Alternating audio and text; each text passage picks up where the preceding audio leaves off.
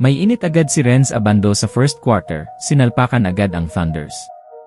Maagang nakuha ng anyang ang opensa, habang hirap pa na makakuha ng puntos ang Thunders. Under 4 minutes, biglang dikit ang laban, nakuha na rin ng Thunders ang kalamangan. Pero, agad naman yan sinagot ni Renz Abando sa 3, open na open si Kabayan, kaya naman balik agad sa anyang ang kalamangan. Nasundan pa niya yan ang two-handed slam, ganda ng timing ng lipad ni Abando, hindi na nakaporma ang kalaban.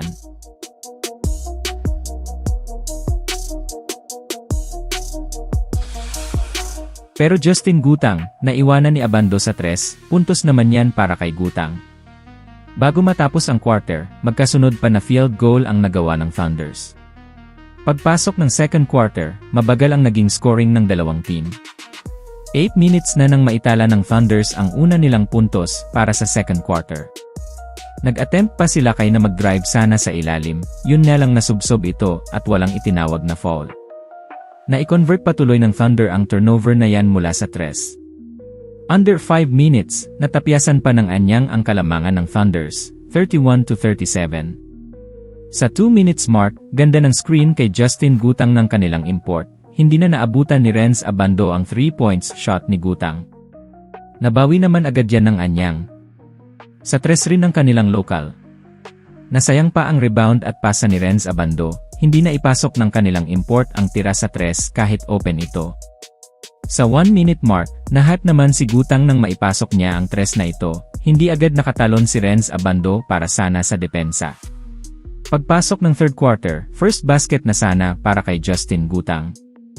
Kaya lang sablay ang layup, buti na lang at nandyan ang kanilang import. Under 7 minutes, Johnny O'Brien for 3, baba sa 11 points ang hinahabol.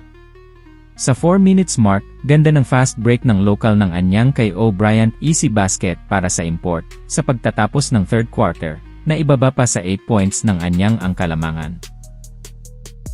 Pagpasok ng fourth quarter, nahuli ang talon dito ni Renz Abando, para mablock sana ang 3 na ito ng local ng Thunders, pero hindi inabot nila kay.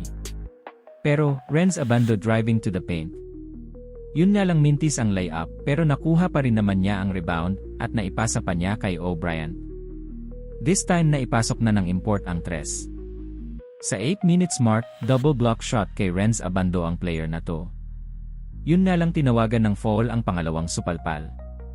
Under 6 minutes, 3 mula sa local ng anyang, para maibaba sa 7 points ang hinahabol. Naibaba pa ng anyang sa 5 points ang lead ng Thunders. Pero naipasok pa ang long 3 na ito ng Thunders, balik ulit sa 8 points ang kalamangan.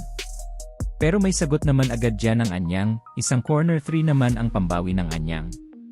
Baba na sana sa 3 ang kalamangan ng Thunders. Dahil yan sa fade-away shot ni O'Brien, pero nabawi naman agad yan ng import ng Thunders. Under 2 minutes, pagkakataon pa sana ng anyang na maibaba ang lamang ng Thunders, pero natawagad ng illegal screen itong si O'Brien. Sa last 50 seconds, nasupalpal pa sa ilalim ang drive sana na to ng anyang.